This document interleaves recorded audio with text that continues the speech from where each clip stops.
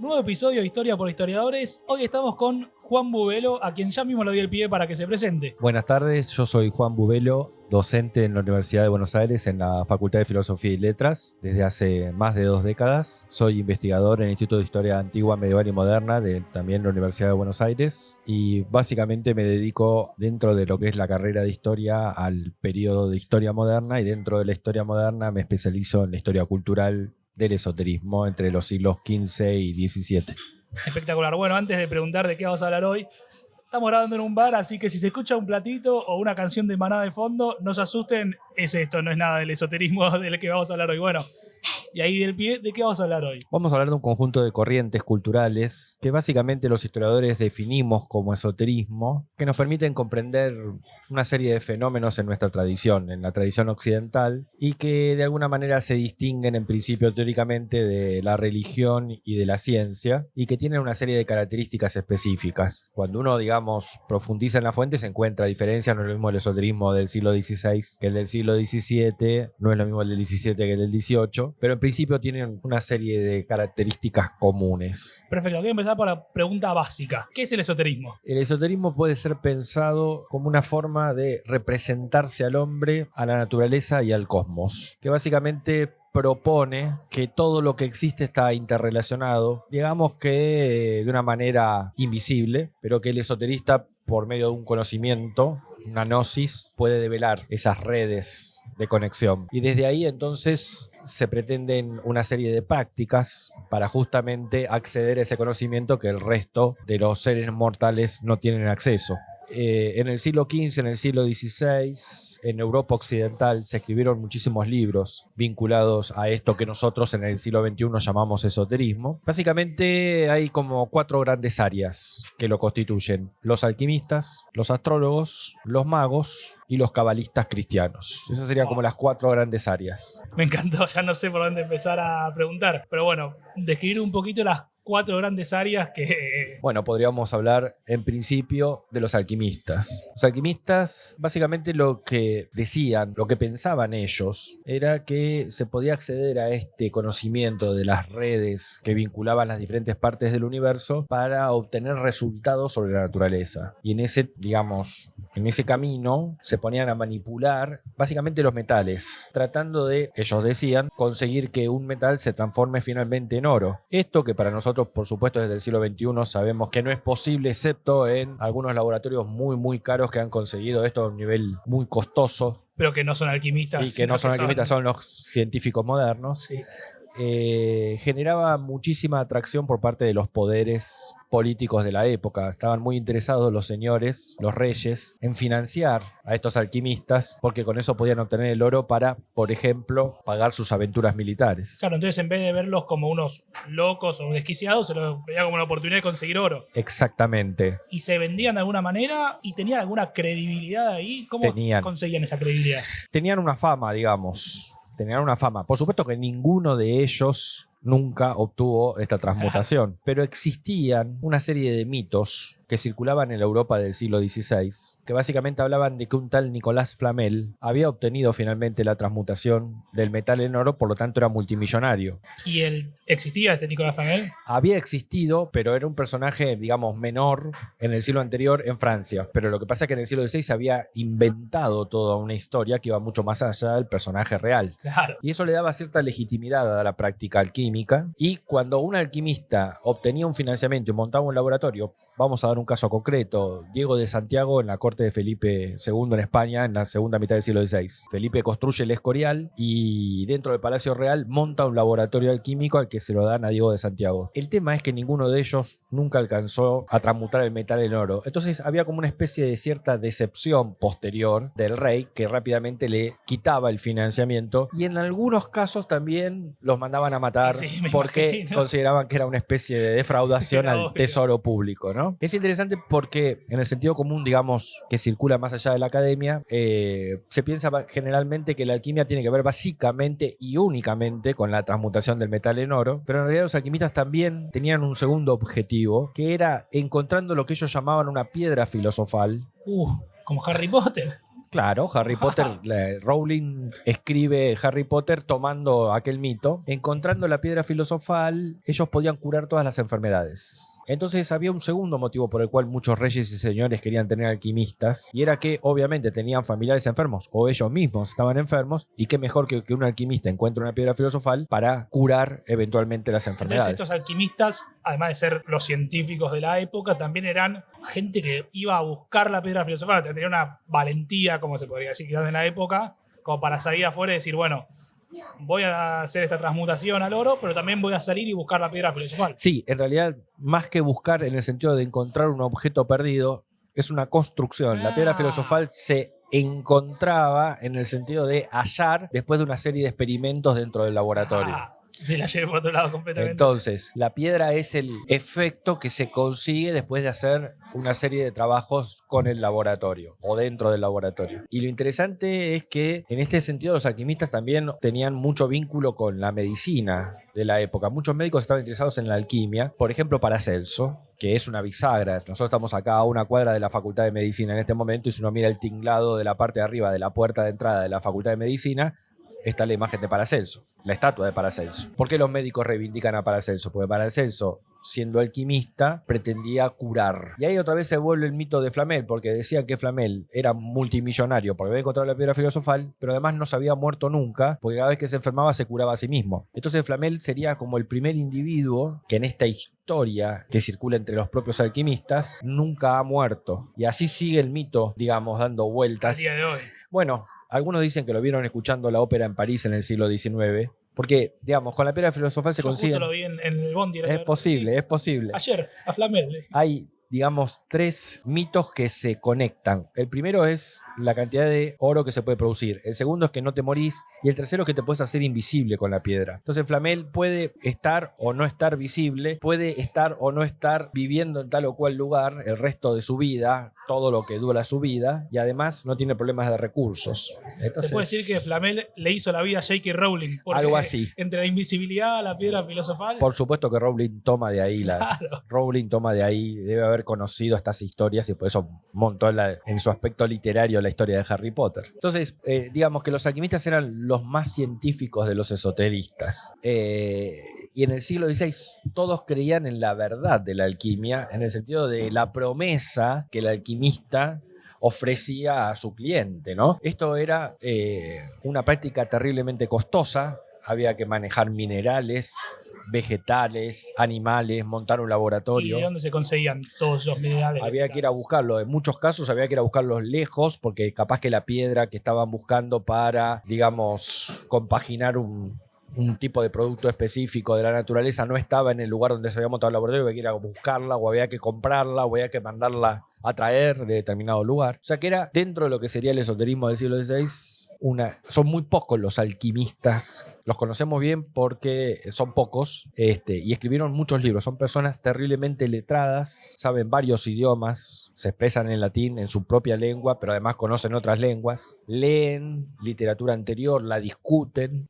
sus libros circulan ampliamente, son traducidos a otros idiomas. O sea, la alquimia se pone de alguna manera de moda en el siglo XVI, e incluso algunos historiadores hace 50, 60, 70 años atrás decían que la alquimia era como la madre de la química que viene en el siglo XVIII, ¿no? Son como los ancestros de la química. Que tiene algún sentido.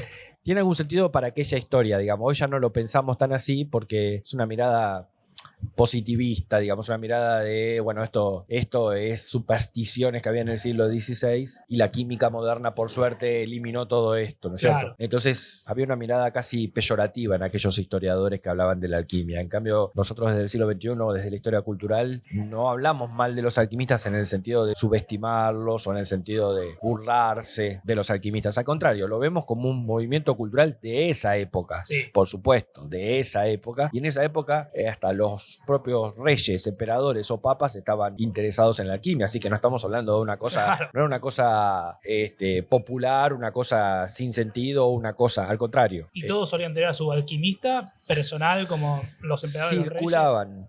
Hay muchos alquimistas que se quedan años e incluso décadas al lado de los reyes, y hay otros que pasan y sigue en viaje a otros espacios. Todo depende un poco también de las relaciones personales y también depende de la hostilidad que hay sobre los alquimistas, porque en una corte también había personas que estaban en contra de la alquimia, sobre todo los que respondían a la iglesia cristiana, a la parte más ortodoxa de la iglesia cristiana, que los criticaban y estaban en contra porque decían que la alquimia estaba vinculada con uno de los pecados capitales, que era la avaricia. Entonces esto de ir a buscar el oro y tratar de encontrarlo era... Por supuesto que era todo construido sobre la base de una argumentación teológica y un montón de citas de Santo Tomás, etcétera, etcétera. Pero básicamente el argumento era ese. Por lo tanto, muchas veces los enemigos de los alquimistas esperaban la caída en desgracia del sujeto para... Claro. O al revés, cuando en el momento que tenían mucho poder político porque el rey lo sostenía, trataban de esmerilar ese poder político, tratando de que el rey no estuviera vinculado a este tipo de prácticas. Y los alquimistas los defendían diciendo, mirá, está bien, estoy buscando oro, pero también estoy buscando la piedra filosofal. Voy a curar a todos. Los alquimistas se defendían y tenemos, por suerte para nosotros, los historiadores que miramos esto 500 años después, hay muchos tratados donde los propios alquimistas tratan de defenderse. Por ejemplo, uno de los argumentos básicos que tienen los alquimistas es ¿por qué nos persiguen si esto es un saber que no se mete con la teología? Esto es un saber, si se quiere, práctico. Y además, si uno mira para atrás, decía el alquimista en el siglo XVI, hay otros que antes que nosotros también se dedicaban a la alquimia. Y entonces empiezan a mencionar alquimistas del siglo XIII, del siglo XII, alquimistas árabes. De hecho, muchas de las palabras que utilizaban los alquimistas árabes, como por ejemplo la palabra alcohol, va a pasar después en el discurso, en el lenguaje, a los alquimistas del siglo XVI. Entonces la idea de no nos persigan porque esto es un saber ancestral, era la forma que ellos tenían para defenderse de esa acusación. Y por supuesto todo dependía de la política. Hay alquimistas que nunca los tocó nadie porque tenían protección real y hay alquimistas que la pasaron muy mal. Inclusive fueron expulsados de las cortes, azotados, encarcelados, etc. Bien, cerramos alquimistas. Vamos a los astrólogos. Pasamos a los astrólogos. ¿Tiene algo que ver con los astrólogos de hoy en día o nada que ver? En realidad, el astrólogo de hoy en día diría que lo que él hace es lo mismo que hacían en el siglo XVI o lo que hacían en el siglo III. Y acá venimos los malos de la película, que somos los historiadores. Los historiadores, como siempre. Como siempre. Que le diríamos al astrólogo del siglo XXI, mirá, en el siglo XXI vos haces tus técnicas que son respetables, no nos metemos con lo que cada uno cree, pero, ahí viene el pero del historiador, siempre, sí. El sistema, solar con el cual se hacen los cálculos que supuestamente pretenden establecer los vínculos entre los objetos celestes y los seres humanos, están basados en un sistema solar que tiene más planetas que los que existían en el siglo XVI. En el siglo XVI, Urano no se conocía, Neptuno tampoco, o sea, se conocía solamente hasta Saturno. Entonces, cuando uno mira lo que antiguamente se llamaba la horoscopía, que era el momento en que una persona nace y establecían la posición de los planetas al momento del nacimiento, y entonces como cada planeta se supone que influye en una parte del devenir de ese bebé que acaba de nacer, se puede establecer el futuro de esa persona. Entonces cuando uno mira el objeto creado por ese astrólogo en el siglo XVI, hay 5 planetas, más el Sol, más la Luna. Ahora hay más. Claro. Entonces, si ahora hay más, quiere decir que esto cambió. Y como eso hay muchas otras cosas que permiten entender que la astrología no es la misma, que ha cambiado y que va a seguir cambiando. Ahora, la astrología también era, en el esoterismo del siglo XVI, una ciencia, entre comillas ciencia, reservada para eruditos. Había que saber mucho de matemática, mucho de álgebra, mucho de geometría, había que saber mirar los cielos. Entonces, esa pretensión de querer adivinar el futuro, que por supuesto sabemos qué significa, a nosotros no nos importa qué significa, lo que nos importa es que esas personas creían en eso. Y entonces podemos encontrar a los astrólogos al lado de los reyes otra vez. Obvio. Porque a los reyes les interesaba y mucho saber el futuro, incluso inmediato. Incluso hay fuentes que nos hablan de señores y príncipes que consultan a un astrólogo antes de tomar una decisión militar. Entonces el astrólogo le advertía, no, mirá, no muevas el ejército hoy porque Marte, que es el que rige la violencia y la guerra, está en oposición en este momento y entonces hay que esperar 48 horas para que el movimiento no afecte. Y el sujeto esperaba ese tiempo. En vez de atender lo que decían sus estrategas, atendía lo que decía el astrólogo. Me río porque literalmente hace unas semanas pasó lo mismo en la final de Boca Fluminense. ¿Estás enterado? Que circuló que el técnico de Boca le pidió y se decía que hizo todos los cambios, así que Lo interesante es que lo interesante es que hay personas que creen en esto. Entonces, aquí lo que podemos ver es el poder político que puede tener un sujeto que le vende este producto cultural al rey, que el rey lo compra, y entonces, ¿quién tiene más poder? ¿El rey que decide en qué momento mover al ejército o el astrólogo que le dice, no lo muevas? El que decía en serio. Exacto. Entonces ahí es donde nosotros podemos trabajar en lo que podría ser las características de la cultura del siglo XVI. Ahora, los astrólogos siguen teniendo una especie de capital simbólico, diríamos, una serie de fama, y que muchas personas, incluso hasta el siglo XXI, la siguen consultando para tomar decisiones. Incluso personas que tienen poder. Sí, como el Mirón. Entonces, ahí es donde uno puede ver que hay una continuidad, no en la astrología, sino en la creencia en la astrología. Sí. En la creencia en la astrología. Aunque el contenido cultural de la astrología va cambiando, hay personas que siguen creyendo en esto. Y bueno, cada uno... Yo respeto todas las creencias. Obviamente. Simplemente lo que digo es que estos astrólogos en el siglo XVI tenían ese poder político que obviamente les servía para estar adentro de la corte, ser mantenidos por el rey, que les daba un aposento adentro del castillo, en fin. Pero igualmente, quizás obviamente es una pregunta personal que le debería hacer al astrólogo y no a vos, pero ellos se sentían realmente que estaban ayudando a la corte y no lo hacían por beneficio personal de ¿me estoy ganando la vida? O... Esa es la pregunta por la buena fe. Mis estudiantes todos los años me la hacen cuando yo de un seminario... Si eran unos chantas o no eran unos chantas. Claro, es la pregunta por la buena fe. En las clases que yo doy en la facultad, yo de un seminario sobre historia del esoterismo moderno, del periodo moderno, en la facultad hace muchos años, y mis estudiantes me hacen esa pregunta. Y en las fuentes encontramos las dos cosas. Encontramos que realmente hay personas que creen en aquello que están afirmando. Es análogo a la situación, a cualquier creencia, en cualquier aspecto cultural. Una persona que te dice, yo soy cristiano, yo creo que el sepulcro estaba vacío, yo creo que resucitó. Bueno, está bien. O una persona de religión judía te dice, no, Moisés levantó la vara y el mar se abrió. Son creencias. El tema es que también en las fuentes encontramos lo que hoy podríamos llamar embaucadores o estafadores, que aprovechando la creencia del rey le piden presupuesto para hacer algún tipo de estudio astrológico de las condiciones necesarias para mover el ejército, y entonces el rey le da el presupuesto, le hace el estudio, después el ejército, el ejército termina en el acantilado porque no supieron pelear y el astrólogo termina ahorcado, digamos, ¿no? Porque el rey lo primero que hace dice, culpa de este. Exacto. A mí no me culpen. Pero lo interesante de esos casos que existen es que aun cuando el rey pueda colgar al astrólogo porque lo defraudó, no deja de creer el rey en la astrología. Dice, me defraudó, pero la astrología sigue siendo algo en lo cual yo sigo creyendo.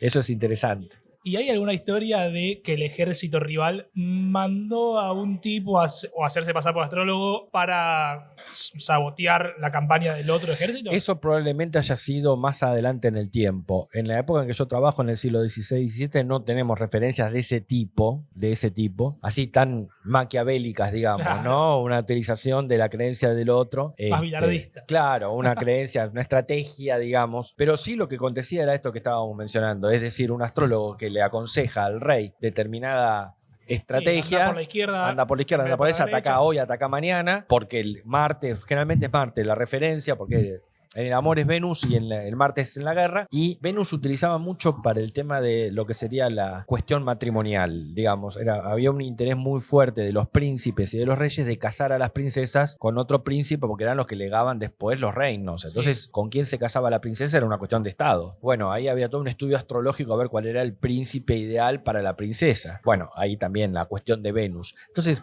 a lo que voy es, el astrólogo tiene mucha importancia y mucho poder político al mismo tiempo. Pero no eran, insisto, personas como aquella vieja historiografía sostenía de son gente supersticiosa, oscura, que no entiende nada de nada y son una manga de charlatanes. Claro, no. Todo lo contrario. Al contrario, son gente formada, son gente que eventualmente la astrología se enseña en la universidad. Hay cátedras de astrología en el siglo XVI que enseñan astrología, porque además la astrología tenía una segunda utilidad, también vinculada con la medicina, igual que los alquimistas, y es que muchos médicos consideraban, no todos, pero muchos, consideraban que en el origen de una enfermedad podía ser establecida a través del movimiento celeste. O sea, una persona se podía enfermar por una situación astral determinada. Y entonces ahí los astrólogos venían a funcionar casi como médicos, y muchos médicos se dedicaban a la astrología porque pretendían curar estableciendo esos movimientos celestes y entonces tratando de encontrar una cura de acuerdo a esos movimientos celestes. Hay una especie de medicina astrológica en el siglo XVI. Por lo tanto, la astrología se enseñaba sobre todo entre los médicos que querían después ejercer la medicina. Era uno de los saberes que necesitaba conocer un médico. Así que, digamos, no estamos hablando de gente analfabeta, No, de para gente. nada. Estamos hablando de gente formada que pasaba por la universidad de la época, que conocían idiomas, que leían a los antiguos, que los discutían, que escribían libros, etcétera, etcétera. ¿Sí? O sea, estamos hablando de un reducidísimo círculo de personas que en la Europa del siglo XVI, comparado con la cantidad de analfabetismo que hay, pero ese reducidísimo círculo tiene mucho poder, tanto intelectual como político. Bien, ya estamos formando el equipo. Alquimistas. Y astrólogos. Astrólogos. Después vienen los magos naturales. Wow, estos que no son el mago Emanuel que está con Tinelli, no tienen nada que ver. No, justamente ahí podríamos meter una distinción importante que me parece que a los que nos están escuchando le va a interesar, porque en el siglo XIX se construyen dos acepciones nuevas para la palabra magia que no están en el siglo XVI. Una es la que viene del ilusionismo de fines del siglo XIX, básicamente Houdini, la idea de que el mago te ilusiona con sus trucos. Entonces parece que está encadenado y metido dentro del agua y en realidad después sale y todo el mundo se asombra. Sí. Casi como un entretenimiento. Esa idea de magia como ilusionismo es del siglo XIX. Los magos que estamos hablando nosotros del siglo XVI no son ilusionistas. No, me imagino. Y la segunda acepción es la que viene de la literatura fantástica como la de Rowling o Tolkien, que te pone a los magos lidiando con los dragones. Bueno, los dragones no existen. Entonces, Claro. ahí está la otra acepción que también viene de la literatura. Los magos a los que nos vamos a referir ahora del siglo XVI no pelean con dragones porque los dragones no existen y además no son ilusionistas en el sentido de Houdini del siglo Claro. XIX. Básicamente el mago del siglo XVI es un sujeto que con una tremenda erudición también, son todas personas que, insisto, saben leer y escribir, leen idiomas, leen a los antiguos, leen a los griegos, leen a los romanos, pretenden conocer la naturaleza. La naturaleza tal y como era pensada en aquella época. Por ejemplo, la Tierra es plana en este momento, ¿no es cierto? Copérnico recién escribe en 1543 y las ideas de Copérnico recién se difunden a fin de siglo y se discuten a fin de siglo. Entonces, cuando los magos piensan la naturaleza, el cosmos, lo están pensando en términos bíblicos, cristianos. Entonces la Tierra es plana y está en el centro del sistema. Claro. Ahora, ¿cómo establecen estas conexiones que hablábamos al principio? Básicamente lo que dicen es que hay un mundo supralunar que influye en el mundo sublunar. Ahí está también la idea de los astrólogos de que lo que sucede arriba en el mundo celeste influye en el mundo terrestre. Pero, por ejemplo, tomemos el caso de Enrique Cornelio Agripa, que era el mago más importante de territorios germanos primera mitad del siglo XVI. Escribe un libro que se llama Filosofía Oculta. Y él dice que básicamente hay como 3 niveles de conocimiento mágico. El mago natural es el mago más elemental, el menos poderoso. Es un mago que, conociendo esas redes que vinculan el macrocosmos con el microcosmos, puede curar, por ejemplo, puede establecer algún tipo de ungüento, algún tipo de sustancia que aplicada en una piel puede, no sé, cicatrizar una enfermedad, una quemadura. Eso es un mago elemental. Un mago natural, un mago primer nivel. Luego dice Agripa, en el segundo libro de este libro que se llama Filosofía Oculta, que escribe en 1510 y lo publica en 1533 y que circula como pan caliente, el mago celeste sería como nuestro nivel de educación, pasar de la escuela primaria a la escuela secundaria. Sabe más, está más formado, tiene más materias aprobadas. Entonces el mago celeste tiene que saber astrología, tiene que saber matemática, tiene que saber geometría, tiene que saber aritmética, tiene que saber movimientos celestes para establecer las correspondencias entre los movimientos de los planetas y lo que pasa en el más acá.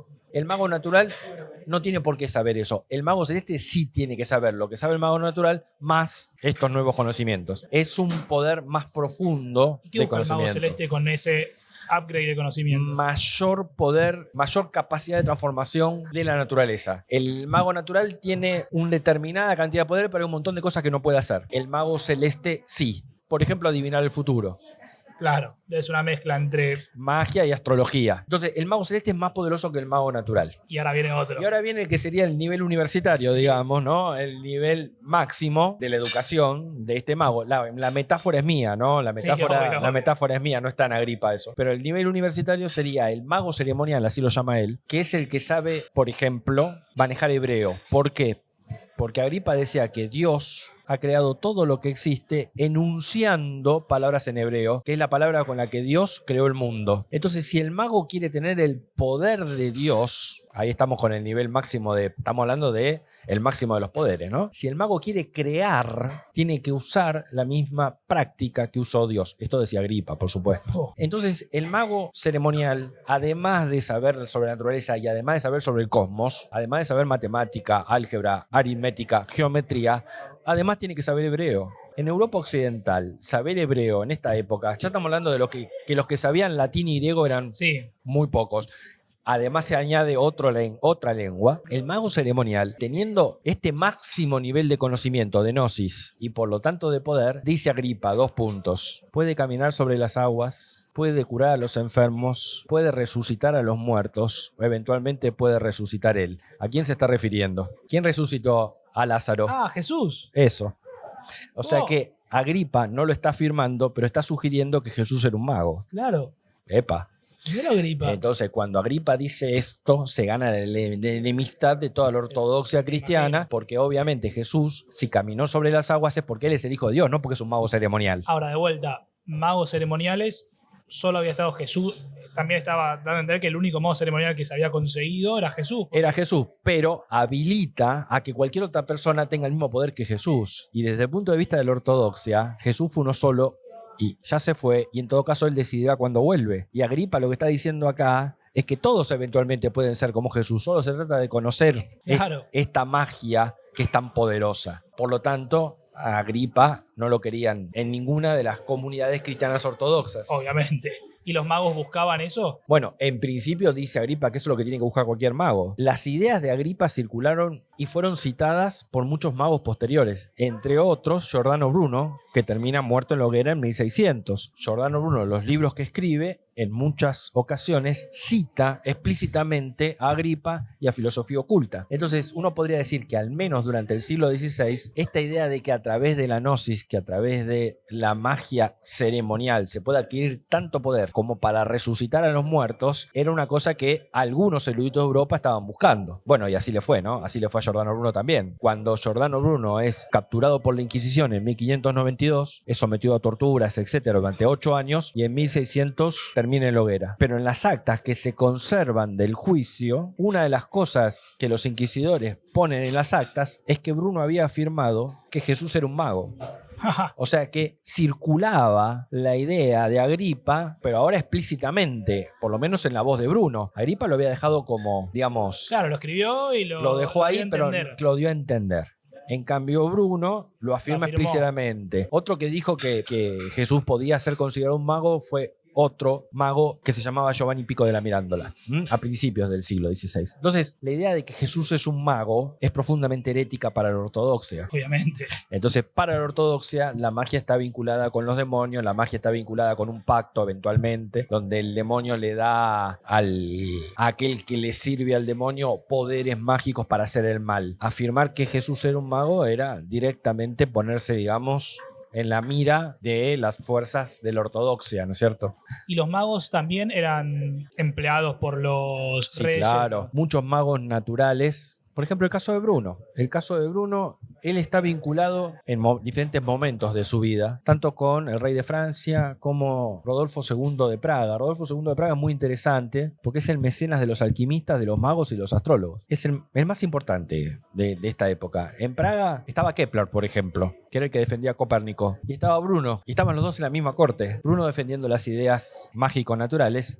y Kepler defendiendo a Copérnico, pero también defendiendo... Kepler se ganaba la vida haciendo horóscopos. Están los horóscopos en internet. Si uno googlea horóscopo de Kepler, literalmente aparecen. como conocemos el horóscopo hoy.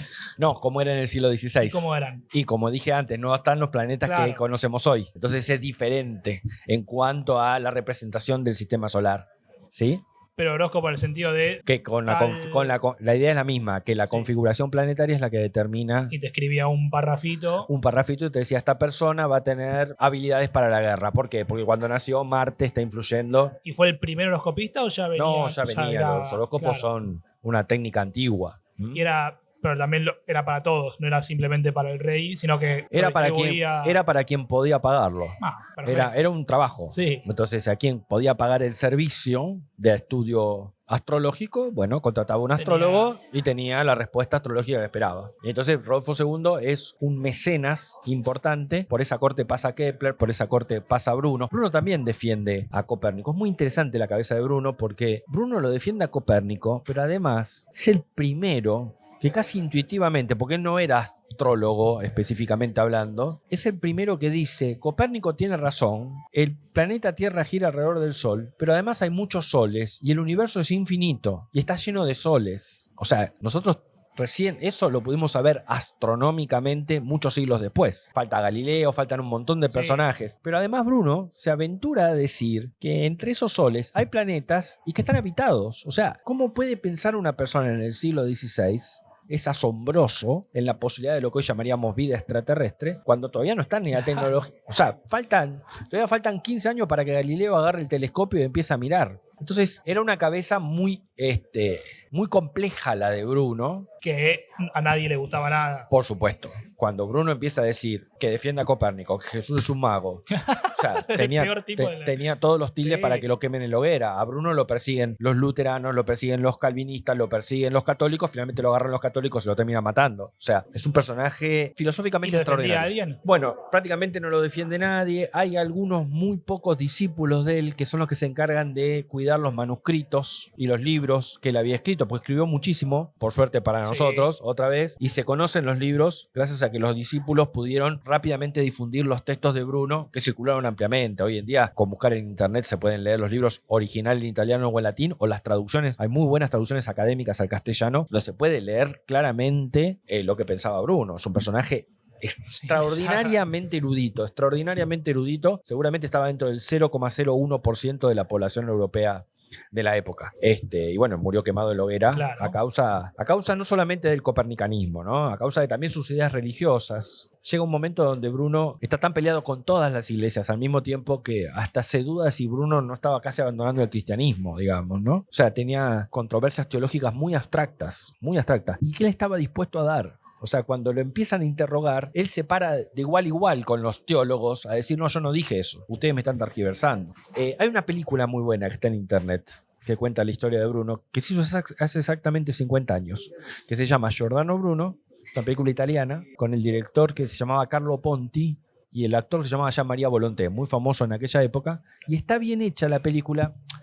A ver, está bien hecha en un sentido. Nosotros sabemos como historiadores las diferencias que hay entre historia y cine. Hay mucha ficción, hay mucho de marketing para vender el producto, etc. Pero esta película, dentro de todo, si uno mira lo que escribió Bruno y lo contrasta con lo que le ponen en la película, en la voz, está bien hecho el guión. O sea, no es que le hacen decir a Bruno cosas que no dijo, no es que lo tergiversan. Claro. O sea, a mí me gustó la película y la uso mucho como insumo en la facultad porque me parece que los estudiantes pueden ver a través de la película y teniendo, obviamente, las distancias, hay que tener cuidado con eso. Es un buen insumo para tratar de ver a través del cine lo que era además el siglo XVI. Está bueno verlo a través del cine porque es muy difícil de imaginar la época, exacto, el contexto y todas esas cosas que exacto, para mí es medio como un libro cuando me lo contás porque exacto, me lo imagino, pero no sé si me estoy imaginando bien o mal. Por eso recomiendo la película de Bruno, que está bien ambientada, está bien trabajada artísticamente, perfecto, está bien. Y no recomiendo Harry Potter. Harry Potter es no. O sea, ahí es donde está la diferencia del que decíamos hace un rato entre la literatura o el cine de ficción.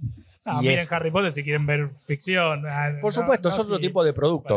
Pero Harry Potter te aleja de la historia y es un producto de ficción. En cambio, estas películas que no son documentales tampoco, son cine, pero está bien hecho.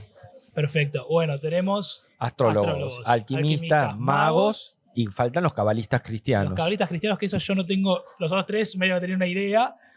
Cabalistas cristianos ya no tengo idea qué son. Muy bien, vamos a eso. El primer cabalista cristiano es el que ya nombré antes, que se llamaba Giovanni Pico de la Mirandola, que es un personaje de fines del siglo XV, que básicamente lo que él hace es discutir con su maestro que se llamaba Marsilio Ficino. Marsilio Ficino era un mago astral. ¿Qué es un mago astral a fines del siglo XV? Es aquel que pretende curar haciendo descender lo que Ficino decía que era el espíritu de un planeta a un objeto material. Si se hace descender ese espíritu a un objeto material, ese objeto material adquiere el poder del planeta. Vamos a un ejemplo concreto. Si yo hago descender el espíritu del planeta Marte y lo pongo adentro de un objeto material, la persona que tenga ese objeto va a tener más valentía en la guerra, porque Marte es el que te da la valentía para ir a la guerra. Todos los planetas tenían una virtud. Se usaba mucho para la magia amatoria, porque si yo te hago descender el espíritu de Venus, lo pongo adentro de un talismán, entonces la persona que vos querés que te ame, te pones ese material y la estás influyendo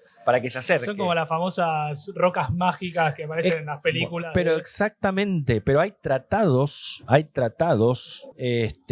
sobre magia vinculada al poder, comillas, de poderes mágicos de las piedras preciosas, por ejemplo. Entonces se decía que determinada piedra preciosa con estas características mágicas servía para atraer o para rechazar. También, para que una persona no se acerque. Bueno, Marsilio Ficino escribe un libro que se llama Haciendo descender la vida de los cielos. Está escrito en latín, donde básicamente lo que dice es que cada uno de los espíritus de los planetas, bajado un objeto material, puede ser usado ese objeto con fines médicos, curativos. Curativos en sentido amplio. Si una persona es cobarde y yo le hago descender el espíritu de Marte en un objeto y se lo doy, es como si estuviera dando lo que hoy llamaríamos un remedio para su cobardía. ¿Se entiende? Me imagino que era muy en la cabeza del tipo, soy cobarde, tengo esta piedra, ahora me animo a todo. Bueno, ahí tendríamos que llamar a un psicólogo para ver cuál es el efecto placebo. El efecto placebo debe estar, pero que le dice, che, míralo a... Pero ahí lo estaremos mirando desde el siglo XXI.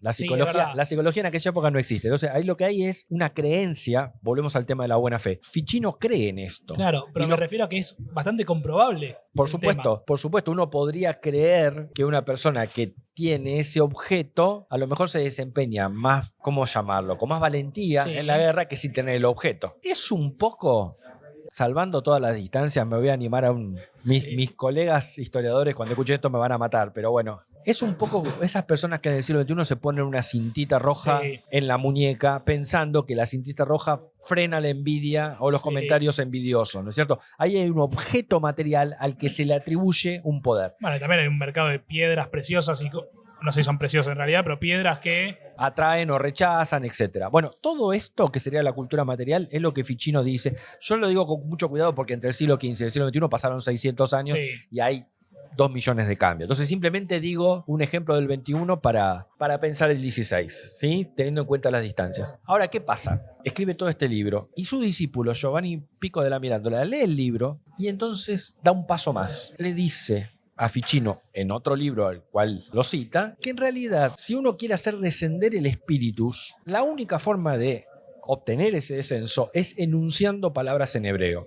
Porque Dios, cuando creó en el Génesis, cuando digo, hágase la luz, ¿no?, etcétera, etcétera, enunciaba en hebreo. El hebreo es el lenguaje de Dios. Entonces Pico le dice a Ficino, vos nunca vas a poder hacer descender este espíritu porque en tu libro nunca hablas del hebreo porque vos no sabés hebreo. En cambio, yo, que aprendí hebreo, yo sí soy eficaz. Yo sí puedo hacer. El mago debe saber hebreo para alcanzar este descenso. Es como que complejiza la práctica de su maestro, criticándolo. Ahí surge toda una cuestión entre los cristianos, es dónde van a ir a aprender el hebreo y dónde van a aprender las cuestiones vinculadas al Antiguo Testamento si no es estrictamente en las comunidades judías a las cuales ellos venían persiguiendo desde el periodo medieval, dependiendo de las zonas y de los momentos, pero había un antisemitismo. Entonces, Giovanni Pico della Mirandola, en el norte de Italia está pasando esto, en Florencia, se apropia, sin ser judío él, ni pretender serlo, se apropia de lo que dicen los judíos acerca de que el hebreo es el lenguaje divino para usarlo dentro de lo que podríamos llamar una magia cristiana. Y acá es donde nace la cábala cristiana. Los cabalistas cristianos no son judíos, son cristianos que se apropian del hebreo y que introducen el hebreo como una herramienta más dentro de las prácticas mágicas, una herramienta necesaria, ineludible, la de enunciar en hebreo para hacer descender estos supuestos espíritus celestes en los objetos materiales. Que es un poco también lo que habían agarrado los magos. Agripa dice lo mismo para los magos ceremoniales. En realidad Agripa, cuando escribe esto en 1510, había leído a Pico della Mirandola. Entonces, lo interesante acá es que la magia a partir de Pico de la Mirándula y después de Agripa se complejiza, porque los magos, según estos dos, necesitan saber del hebreo. Ya tenían que saber latín, tenían que saber griego. Ahora encima tenían que saber hebreo. Y todas las otras cosas que tenían que saber un Además mago. de los otros saberes. Entonces estamos hablando de que la cantidad de personas que podían acceder a estos saberes era del 0,0000001% de la población europea. Y me estoy quedando lejos. Y ahí nace la cábala cristiana. Empiezan a leerse los libros de Pico de la Mirándula, empiezan a circular. Y hay seguidores de Pico en Francia, por ejemplo, Guillaume Postel. En Alemania, Enrique Cornelio Agripa, etc. Hay algunos magos que son cabalistas cristianos, hay otros magos que no. Hay algunos magos que son astrólogos, hay otros magos que no. Hay alquimistas que son astrólogos, hay alquimistas que no. En síntesis, es muy complejo el esoterismo del siglo XVI y hay como áreas donde en algunos casos algunos esoteristas transitan por varias de estas áreas, hay otros que se quedan solamente en un área, hay otros que se quedan solamente en dos de las áreas. Bien, y estamos hablando todo de Europa. ¿Y el esoterismo llegó a Argentina? Si llegó, en qué época, si llegó, cómo llegó, quiénes llegaron. Bien, justamente ahora estoy investigando, digamos, más que en Argentina, los libros esotéricos escritos en el siglo XVI empiezan a llegar en los viajes ultramarinos que los propios españoles hacen una vez que invaden América y empiezan a traer libros sobre magia, sobre astrología y sobre alquimia que los dejan en México y los dejan en Perú. O sea que el esoterismo europeo llega a América en el siglo XVI a través de los libros. En el caso específico de nuestro país, estamos hablando recién del siglo XIX, porque Argentina antes no existe. En el siglo XIX, básicamente lo que uno puede encontrar es una tradición esotérica que había estado en la época de la colonia y que había sido traída por los españoles con la conquista y que bajaba desde México y desde Perú hasta lo que era el virreinato del Río de la Plata, y lo que podríamos llamar el esoterismo moderno. El esoterismo moderno es básicamente el esoterismo de la segunda mitad del siglo XIX, que tiene dos grandes áreas. Una es la de los teósofos y la otra la de los espiritistas. Se ponen de moda en la segunda mitad del siglo XIX en Occidente y llegan a la Argentina en la segunda mitad del siglo XIX. Son dos nuevas ramas del esoterismo. Exactamente. ¿Y seguían estando las otras cuatro? Seguían estando las otras cuatro, pero cambiadas, porque en realidad en el siglo XVII se produce lo que algunos historiadores llaman la revolución científica y hay un montón de cambios y entonces la alquimia queda atrás y surge la química moderna, la astrología va quedando atrás y surge la astronomía. Hay un montón de cambios que sería muy largo de explicar. Sí, no, o sea, me imagino. Pero básicamente el esoterismo post-ilustrado, el esoterismo del siglo XVIII, no tiene casi nada que ver con el esoterismo renacentista que es preilustrado. ¿Sí? Es otro momento de la historia. En el siglo XIX hay dos grandes corrientes dentro del esoterismo, que son la de los teósofos y la de los espiritistas, y que llegan a Argentina. Acá sí los podemos encontrar. En una Argentina que se estaba formando. Sí. Es la Argentina, digamos, de la época de Rosas y posterior. Básicamente, los dos grupos esotéricos más importantes de la segunda mitad del siglo XIX es la teosofía que funda Madame Blavatsky en Estados Unidos, que se llama la Sociedad Teosófica. La funda en 1875. Tiene un nombre de esotérica, Madame. Madame Blavatsky era rusa. Tiene una historia de vida extraordinaria, esta mujer que va por diferentes países. Lo interesante, ella escribe dos libros, que se llama Isis sin velo, uno, y el otro se llama, si mal no recuerdo, La Doctrina Secreta. Están en internet, se pueden descargar. Básicamente ahí ella construye un nuevo tipo de esoterismo. Voy a dar un solo ejemplo. Uno, Para Madame Blavatsky, el esoterismo también debe incorporar saberes de las religiones orientales, budismo, hinduismo. Esto en Bruno no aparece. Claro. Sencillamente no aparece porque los ingleses no han llegado al Tíbet y no tienen la más remota idea de lo que pasa en el Tíbet. Es decir, el esoterismo del siglo XIX es un esoterismo muy vinculado al Imperio Británico que había abierto con la exploración y conquista un montón de saberes que antes estaban reservados a los pueblos orientales. Digamos, no había forma para el europeo de conocer en su esencia lo que era el hinduismo y el budismo u otras religiones orientales. Madame Blavatsky habla de que hay un saber que va por detrás de cualquiera de las religiones orientales u occidentales, que es una doctrina secreta que los grandes iniciados tienen desde el principio de los tiempos. Los grandes iniciados son Jesús, Moisés, Pitágoras. Ahí crea la Sociedad Teosófica. La teosofía sería como una especie de gran escuela donde los iniciados van a conocer estas verdades que están ocultas, ¿no? Los teósofos llegan a la Argentina. Hay uno de los representantes de la teosofía norteamericana, se llamaba Olcott, viene justo en el momento del cambio de siglo entre el 19 y el 20, da una serie de conferencias en Argentina, los porteños lo van a escuchar y muchos se empiezan a afiliar a la Sociedad Teosófica. Esto, por supuesto, empieza a tener problemas con la iglesia local, porque obviamente, Imagino. o sea, los motivos ya no son lo de la brujería o lo de la demonología del siglo XVI, son otros. Pero para la iglesia de fines del siglo XIX, principios del XX, también que aparezca alguien que reivindique la idea de que Jesús es uno más entre Sí. Buda y Moisés, ya es otro tipo de debate, pero para la teología tenés otro problema ahí. Horrible. Entonces hay mucho debate entre los católicos y los que defienden las ideas de Madame Blavatsky. No solamente en Argentina, ¿eh? Sí, Esto me está imagino pasando por el mundo. en Occidente, sobre todo en Occidente, donde Occidente. la Sociedad Teosófica tenía. Después tienen filiales en la India, etc. Y la otra rama es la de los espiritistas. Básicamente hay un francés que se llama Allan Kardec, que dice que puede conectarse con las personas que han muerto y que esas personas le pueden traer información desde el más allá que él puede usar con fines de lo que sea que vale esa información. Entonces, Allan Kardec dice que los espiritistas pueden conectarse con los muertos y que los muertos traen información. Y entonces el espiritismo se transforma. En España, ni hablar. Muchos españoles, que es la época de la gran inmigración acá en Argentina, que venían desde España para acá o desde Italia, eran espiritistas. Entonces en Argentina empiezan a surgir centros espiritistas a fines del siglo XIX, principio del XX. También mal visto por la iglesia, porque los espiritistas dicen que Jesús no es Dios. Entonces, llegan los espiritistas a Argentina con estas ideas de Allan Kardec, y el que funda el espiritismo en Argentina se llama Cosme Mariño, que tiene un libro que se llama El espiritismo en Argentina. Y los espiritistas se empiezan a reunir y empiezan a tener convocatorias y empiezan a asistir a estos lugares donde se supone que se encuentran con los muertos a recibir mensajes de todo tipo. Pero lo interesante es que esto no era un fenómeno popular. Había gente vinculada a la élite, como Felipe Senillosa, por ejemplo, que era terrateniente de la familia de los Senillosa, que está de acuerdo con el espiritismo y que lo defiende al espiritismo contra los ataques que empiezan a recibir desde la iglesia, que empiezan a decir esto no es espiritismo,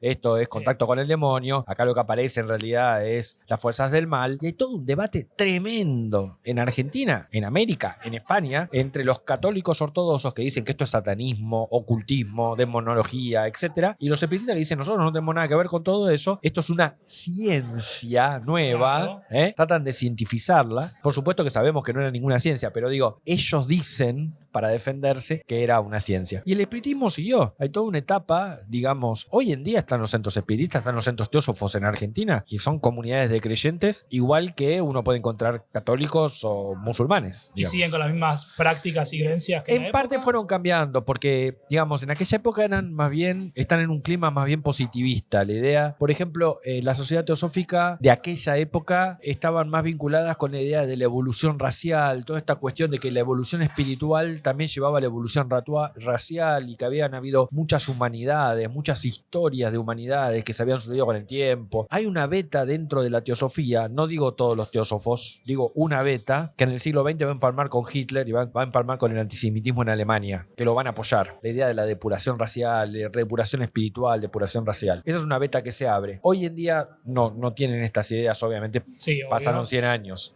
Así que, volviendo al tema de la idea central de que hay muchos esoterismos, acá podemos encontrar diferencias dentro de la misma corriente con 100 años de diferencia. Una cosa sería la teosofía de fines del siglo XIX y otra cosa sería la teosofía hoy. Ahora, en relación a los espiritistas, ¿qué es lo que más me parece encarna a principios del siglo XX, la que más auge tiene? Y además porque Cosme Mariño enfrentaba a la iglesia de igual a igual, o sea, cuando lo atacaban él respondía. Era como Bruno.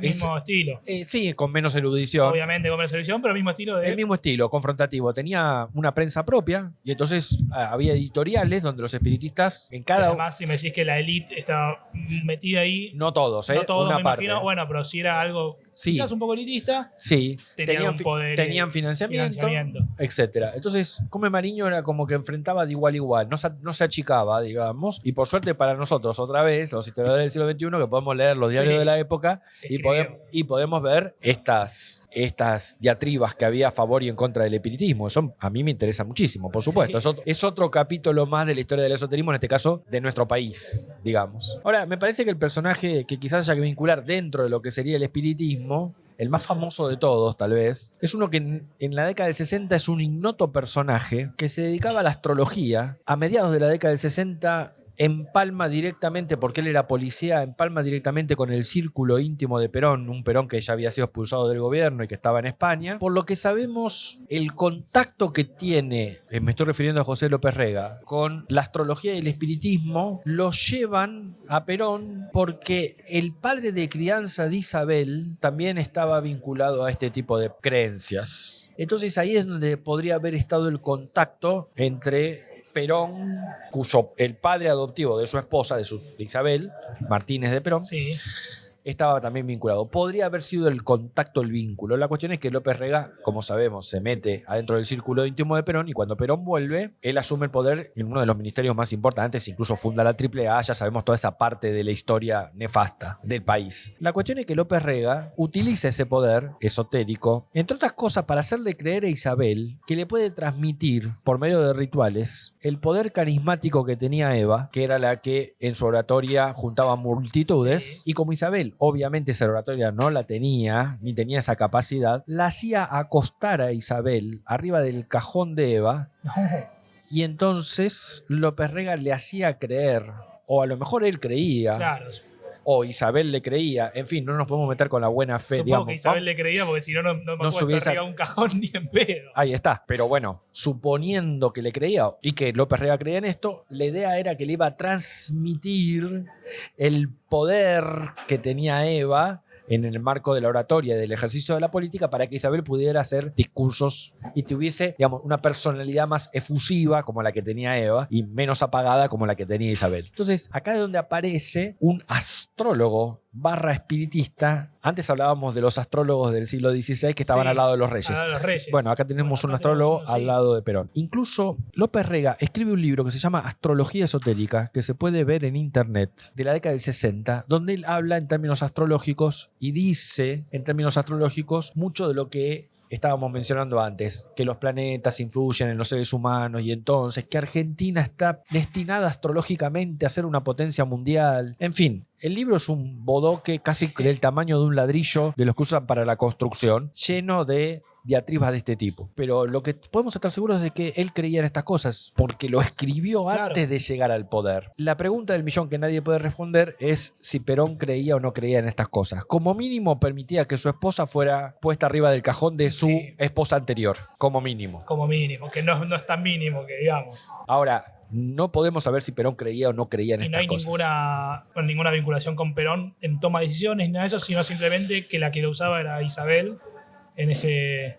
Si en la toma de decisiones en términos astrológicos yo diría que no. No. Pero López Rega se transforma en la toma de decisiones de Perón cuando controla un ministerio y arma las fuerzas parapoliciales de la AAA. O sea, para eso no necesitaba la astrología, necesitaba las armas, Sí. digamos, ¿no? Pero la situación de López Rega vendiendo a la familia del presidente un saber esotérico, incluso uno la podría unir con el otro célebre personaje, en este caso de la Rusia zarista, de Rasputín. Rasputín, sí, estaba pensando lo mismo. Es Era que el es Rasputín eso. argentino. Es un poco eso. Es la idea de que alguien tiene, comillas, un saber esotérico que el que manda no tiene, y entonces desde ese lugar empieza a tejer un poder político propio, finalmente, porque un ministro llegaba a tener menos poder político en la corte del zar que Rasputín, que estaba al sí. lado de la zarina. Y con López Rega uno podría pensar que pasa lo mismo. Hay un sociólogo, Max Weber, que habla en términos de carisma mágico. Esto es bien teoría, bien densa, pero básicamente lo que dice es que una persona que le vende al poder laico este saber mágico, astrológico, etcétera, adquiere un carisma, un poder político propio que de alguna manera es utilizado para influenciar en aquel que uno dice, ese es el que manda, y en realidad capaz que no manda Claro. tanto o manda menos. Eso del carisma mágico se usa mucho Sí, en la además academia. esa solución que te puede llegar, esa solución mágica que te puede llegar a dar, tira bastante. Bueno, Atrae, atrae mucho. atrae. No sé si será como lo cuentan las historias, pero Rasputín tenía mucho de eso. Era tan curandero. Exacto. que- La idea es que, digamos, la familia del zar y tal vez el propio zar creían en él, o por lo menos le permitían actuar, que ya es bastante. Sí, es un montón. Que ya es bastante. Entonces uno puede hacer una historia, digamos, de los políticos y ver si alrededor de ellos hay o no hay sujetos que, digamos, aprovechando estos saberes, se meten en los Se meten, círculos más íntimos de... Así como sucedía en el Renacimiento. Uno no. Se sabe, por ejemplo, que Ronald Reagan, el presidente norteamericano, consultaba astrólogos. O sea, no es una cosa que ha quedado en el pasado. Para nada. Por eso los positivistas estaban equivocados cuando decían la astronomía mató a la astrología y la química a la alquimia. No, no, no. Lo que pasó es que esto continúa, pero ya de otra manera, con cambios muy notorios y en otro contexto cultural. Pero que la astrología sigue vigente hoy. No aquella cambió, pero que hay astrólogos hoy en día es cuestión de mirar los diarios o buscar en internet. Entrar, abrir la revista y verlos. Exactamente. Esto está. El horóscopo diario en los noticieros o el horóscopo en los periódicos está y se consume y es un objeto cultural más de la sociedad moderna, digamos, no tenemos nada para asombrarnos en ese aspecto, ¿sí? Pero lo que quiero decir es que aun cuando en el siglo XVI fueron perseguidos por la iglesia, pudieron como acomodarse, pudieron salir adelante cambiando sus prácticas y sus representaciones, y aunque este esoterismo del siglo XXI es muy diferente a aquel del siglo XVI, desde la academia vamos a hablar de la historia de los esoterismos, con S, claro, en plural, y tratar de ver las relaciones entre esoterismo y religión, entre esoterismo y ciencia, entre esoterismo y política, y de alguna manera así podemos conocer un poco más del pasado y tal vez de nuestro presente. Bueno, Juan, si la gente llega hasta acá, como digo siempre, es porque le gustó, así que quiero que te vendas un poco y digas dónde podemos encontrar tus artículos, algún libro, lo que sea. Bueno, yo tengo la dirección de un centro de estudios sobre el esoterismo occidental de América Latina, con una serie de colegas de México, de Colombia, de Brasil, que trabajamos estos temas. Y dentro de la página del centro están los links, los accesos a mi producción, que está en la Academia Edu o en Google Scholar, donde ahí se pueden descargar los libros, los artículos que son académicos, ¿no? Son duros, son llenos de teoría y de fuentes. Pero bueno, para el interesado que trate de acercarse o que intente acercarse a esto que es, insisto, historia del esoterismo, no esoterismo. Sí, no es esoterismo, para nada. Estamos haciendo historia del esoterismo. Bueno, en la página del Centro de Estudio del Esoterismo Occidental van a encontrar mis trabajos. Bien, y ahora ya recomendaste una, pero siempre pido que al final recomienden algún libro, alguna película, documental o serie para seguir aportando el tema. Hay una película muy interesante que hicieron los nazis sobre Paracelso. En plena Segunda Guerra, Hitler destina una parte del presupuesto para hacer una película de Paracelso, que había muerto en 1541, y entonces se cumplían los 400 años. Estábamos en 1941. Yo recomiendo que vean esa película, que finalmente se terminó en 1943. Está en blanco y negro, está en internet. Se llama Paracelsus. Es extraordinaria, porque es un Paracelso nazi. Es extraordinaria. Porque cuando uno lo mira, puede ver la amalgama. No es como la de Bruno. No está hecha en el sentido histórico. Está hecha para hacer publicidad por el régimen nazi de lo que había sido Paracelso según lo miraban los nazis, que no tenía mucho que ver con lo que había sido Paracelso en vida. Entonces yo recomiendo esa película para los que les interese, digamos, el cine. Y después para los que estén interesados en, digamos, el abordaje académico del estudio sobre el esoterismo, que creo que, como ha quedado claro a lo largo de esta exposición, yo respeto lo que ellos creen, pero yo no creo absolutamente nada de todo esto. Los libros de Antoine Febvre, que fue el que fundó la categoría de esoterismo a fines de la década del 90 en la Sorbonne, en la Universidad de Francia, y que es la que nos está permitiendo desde hace 30 años pensar estos temas desde la universidad. Bueno, muchísimas gracias, Juan. Ahí pasó un nuevo episodio de Historia por Historiadores. Muchas gracias por escucharlo. Antes de irse, no se olviden de seguirnos y activar las notificaciones, así se enteran siempre que se sube un nuevo capítulo. También síganos en todas nuestras redes, @Historia por Historiadores en Instagram y en TikTok, Historia X Historiadores. Ahí se van a enterar de todas las novedades y también se van a enterar cada vez que se sube un capítulo nuevo. Mi nombre es Agustín Cantarian, muchas gracias por escuchar el podcast y hasta la próxima.